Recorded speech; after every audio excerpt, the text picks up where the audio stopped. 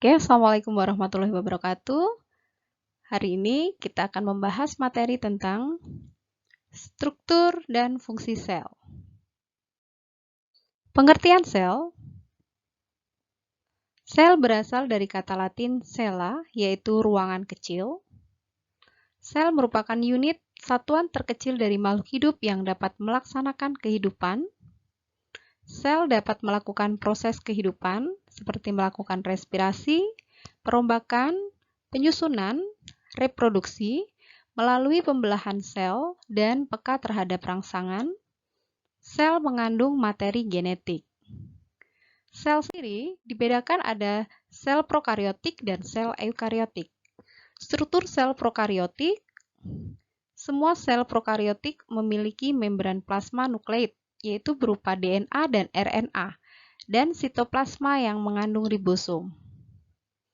Tidak memiliki membran inti. Tidak memiliki sistem endomembran, tidak memiliki mitokondria dan kloroplas, tetapi mempunyai struktur yang sama yaitu mesosom dan kromatofor. Contohnya, bakteri dan alga hijau biru.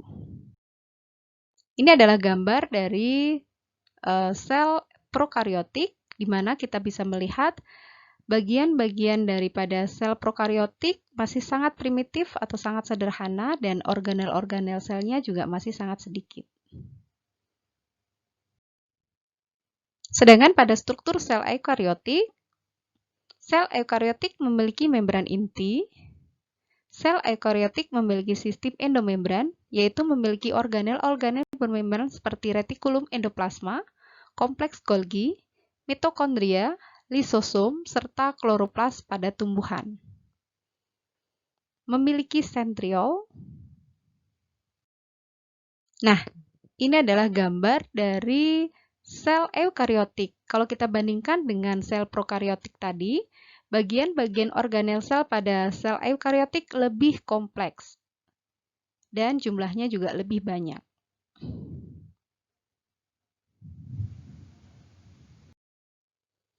Membran plasma tersusun atas molekul lemak dan protein.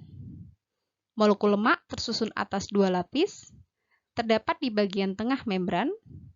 Di sebelah luarnya terdapat lapisan protein perifer atau disebut dengan protein tepi. Lemak membran tersusun atas fosfolipid, glikolipid, dan sterol. Protein membran tersusun atas glikoprotein. Ini adalah gambar dari membran plasma, yang mana di sini berbentuk seperti fosfolipid bilayer. Anda bisa lihat. Fungsi membran plasma melindungi isi sel, mengatur keluar masuknya molekul-molekul karena membran plasma bersifat semi-permeabel atau bersifat selektif permeabel, yang artinya ada zat-zat tertentu yang dapat melewati membran dan ada pula yang tidak. Menerima rangsangan dari luar sel, yaitu sebagai reseptor. Sitoplasma tersusun atas cairan dan padatan. Padatan sitoplasma terdiri atas organel-organel. Cairan sitoplasma disebut sitosol atau matriks sitoplasma. Sitosol bersifat koloid, terutama karena adanya protein dan RNA.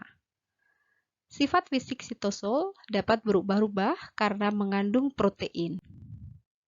Fungsi sitoplasma yaitu sebagai tempat penyimpanan bahan-bahan kimia yang penting bagi metabolisme sel, seperti enzim-enzim, ion-ion, gula, lemak, protein. Di dalam sitoplasma berlangsung kegiatan pembongkaran dan penyusunan zat-zat melalui reaksi-reaksi kimia. Sitoplasma mengalir di dalam sel untuk menjamin berlangsungnya pertukaran zat agar metabolisme berlangsung dengan baik. Nukleus. Nukleus terletak di tengah sel dan berbentuk bulat atau oval.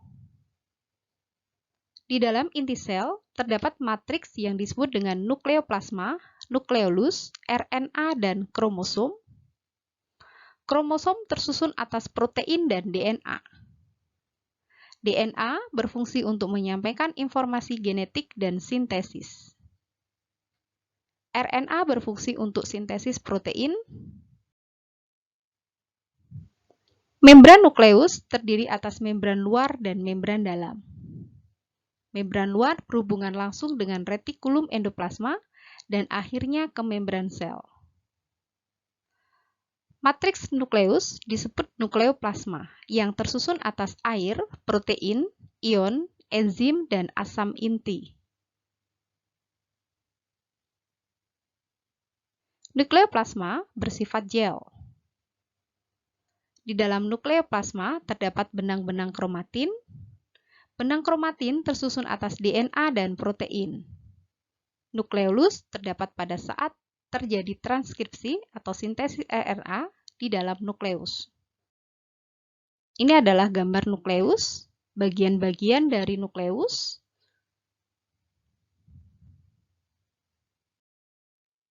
Fungsi nukleus mengendalikan seluruh kegiatan sel, misalnya metabolisme.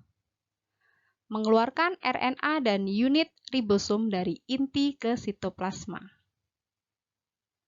Mengatur pembelahan sel, membawa informasi genetik di dalam nukleus, terdapat DNA yang mengandung informasi genetik. Sentriol merupakan organel yang dapat dilihat ketika sel mengadakan pembelahan. Pada fase tertentu dalam daur hidupnya, sentriol memiliki silia atau flagel. Sentriol hanya dijumpai pada sel hewan. Sentriol berjumlah sepasang, terletak saling tegak lurus antar sesamanya di dekat nukleus. Retikulum endoplasma atau biasa disebut dengan singkatan RE. RE hanya dijumpai di dalam sel eukariotik, baik sel hewan maupun sel tumbuhan. Sel-sel kelenjar mengandung lebih banyak RE dibandingkan dengan sel bukan kelenjar. RE memiliki banyak bentuk atau polimorfik. Membran retikulum endoplasma tersusun atas lemak dan protein. Retikulum endoplasma dibedakan menjadi retikulum endoplasma kasar atau RE yang ditempeli ribosom dan retikulum endoplasma halus atau dikenal dengan RE yang tidak ditempeli ribosom. Fungsi retikulum endoplasma sebagai penampung sintesis protein untuk disalurkan ke kompleks Golgi dan akhirnya dikeluarkan dari sel. Mensintesis lemak dan kolesterol. Menawarkan racun atau detoksifikasi, misalnya retikulum endoplasma yang ada di dalam sel-sel hati. Jalan transport dalam memindahkan molekul-molekul dari bagian sel yang satu ke bagian sel yang lain. Nah, ini gambar retikulum endoplasma, ada retikulum endoplasma halus dan ada retikulum endoplasma kasar.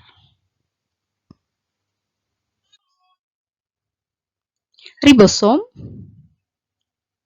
tersusun atas RNA ribosom atau disebut dengan RNAR dan protein, tidak memiliki membran. Berdasarkan bentuknya, ribosom terdiri dari unit besar dan unit kecil yang masing-masing berbentuk bulat. Berfungsi untuk mensintesis protein, ribosom disintesis oleh nukleus. Kompleks Golgi pada sel tumbuhan disebut dengan diktiosom. Terletak di antara retikulum endoplasma dan membran plasma. Merupakan organel polimorfik, tersusun atas membran berbentuk kantong pipih yang disebut dengan sisterna, berupa pembuluh, gelembung kecil, atau bentuknya seperti mangkok. Disebut juga sebagai organel sekretori.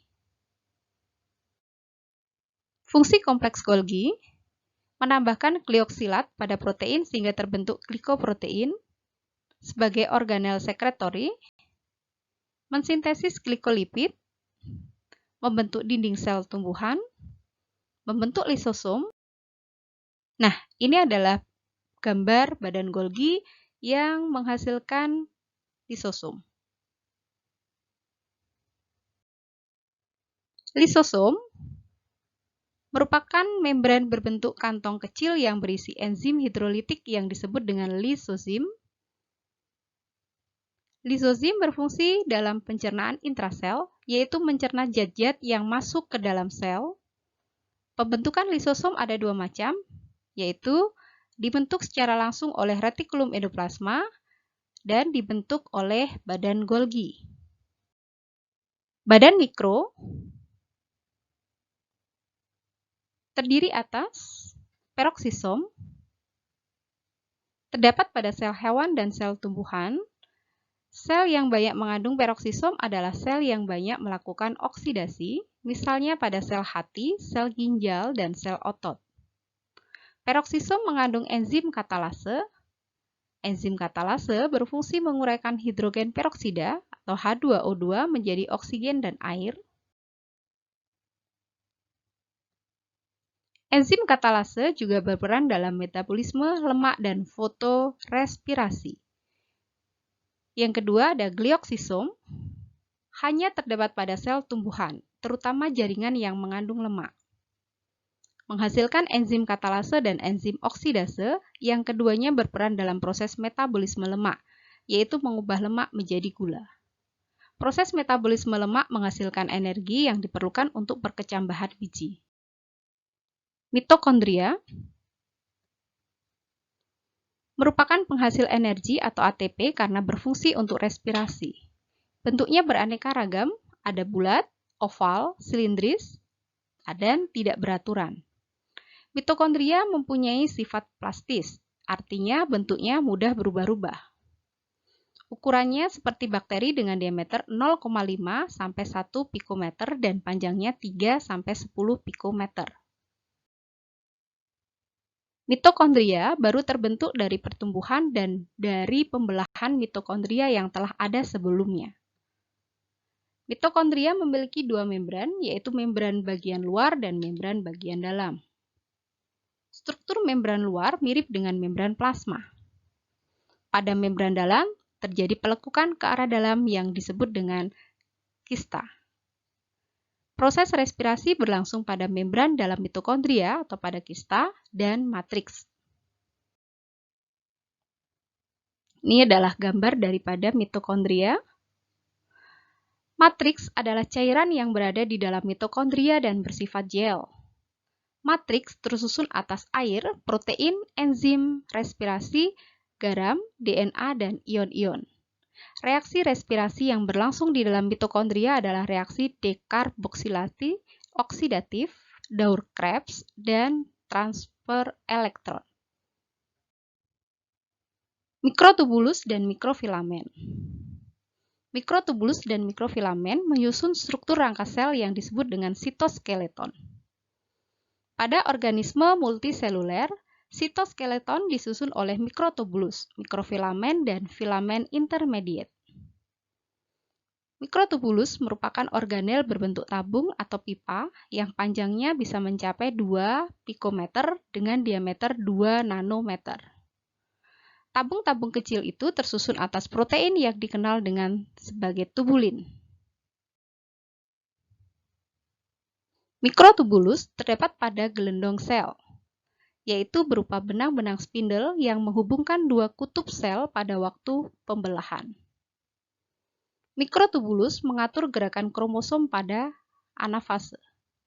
Mikrotubulus merupakan penyusun dari sentriol, flagella, dan silia. Mikrotubulus dan mikrofilamen berperan dalam pergerakan sel. Mikrofilamen berbentuk benang-benang halus, tipis, dan memanjang.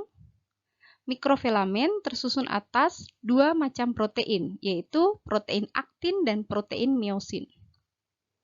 Mikrofilamen banyak terdapat pada sel-sel otot. Diameter mikrofilamen hanya 5 nanometer. Pada sel otot, mikrofilamen mengakibatkan adanya kontraksi-kontraksi sel otot. Pada amuba, mikrofilamen berperan dalam pembentukan pseudopodium, gerakan sel, dan gerakan sitoplasma dan pembelahan sel. Ini adalah gambar dari mikrotubulus dan mikrofilamen dan bagian-bagiannya. Nah, kita akan bahas di sini tentang perbedaan sel tumbuhan dan sel hewan. Anda bisa lihat perbedaan dari sel hewan dan sel tumbuhan. Kalau dilihat dari organel-organel selnya, hampir sama. Akan tetapi, kita akan bisa melihat bagian-bagian perbedaannya. Pada sel tumbuhan memiliki dinding sel tersusun atas polisakarida yang terdiri dari hemiselulosa dan pektin.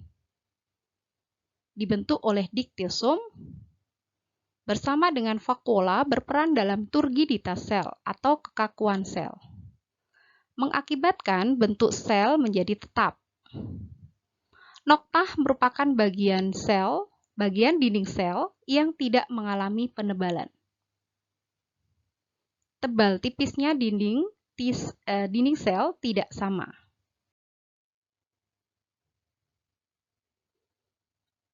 Penebalan dinding sel dapat terjadi dengan cara aposisi dan intussusepsi. Penebalan aposisi terjadi jika penambahan materi dinding baru ditumpangkan atau dilapiskan pada materi dinding lama. Penebalan intussusepsi terjadi jika materi dinding baru disisipkan di antara materi dinding lama.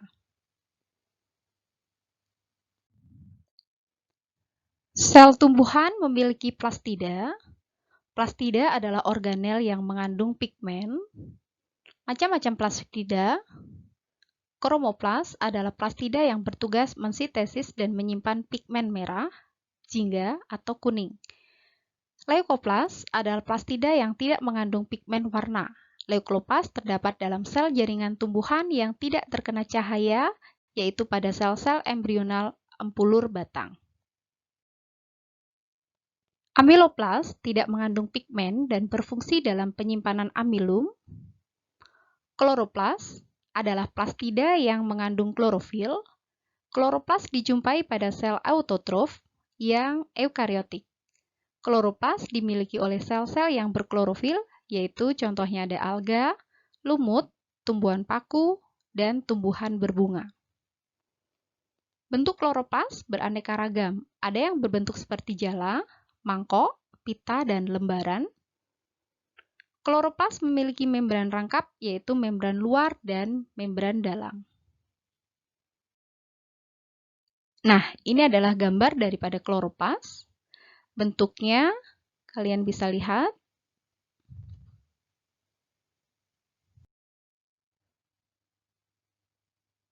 Membran luar permukaannya rata dan berfungsi mengatur keluar masuknya zat. Membran dalam membungkus cairan kloroplas yang disebut dengan stroma. Membran dalam kloroplas melipat ke arah dalam dan membentuk lembaran-lembaran yang disebut dengan tilakoid. Pada tempat tertentu, tilakoid bertumpuk-tumpuk membentuk badan seperti tumpukan uang logam yang disebut dengan grana. Sebuah kloroplas umumnya mengandung 40–60 grana. Pada permukaan dalam tilakoid terdapat kumpulan partikel yang tersusun berderet disebut dengan kuantosom. Klorofil berfungsi menangkap energi cahaya matahari yang digunakan untuk memecah molekul air yang kemudian direaksikan dengan karbon dioksida menjadi gula dan oksigen. Ini adalah reaksinya. Sel tumbuhan juga memiliki vakuola. Vakuola sel tumbuhan bersifat tetap. Sel-sel tumbuhan yang memiliki vakuola besar biasanya adalah sel-sel parenkim dan kolenkim. Vakuola tersebut dibatasi oleh membran yang disebut dengan tonoplas. Vakuola berfungsi sebagai tempat sekretori, eksekretori, serta penyimpanan. Berikut adalah gambar dari vakuola yang terdapat pada sel tumbuhan. Sedangkan pada sel hewan, kita bisa bedakan dengan sel tumbuhan tadi, bahwasanya pada sel hewan tidak memiliki dinding sel dan kloroplas. Sel hewan umumnya tidak memiliki vakuola, Kalaupun ada vakuola, biasanya ukurannya sangat kecil. Dalam sel hewan terdapat 2 sentriol. Kedua sentriol terdapat dalam satu tempat, yaitu yang disebut dengan sentrosom. Dari penjelasan Ibu tentang perbedaan sel tumbuhan dan sel hewan, kalian bisa lihat di sini ada tabel tentang perbandingan sel tumbuhan dan sel hewan. Silakan kalian lihat. Nah, kalian sudah lebih paham kan? Untuk pertemuan kali ini, kita cukup di sini dulu ya. Jangan lupa kalian selalu belajar ya. Saya akhiri. Terima kasih.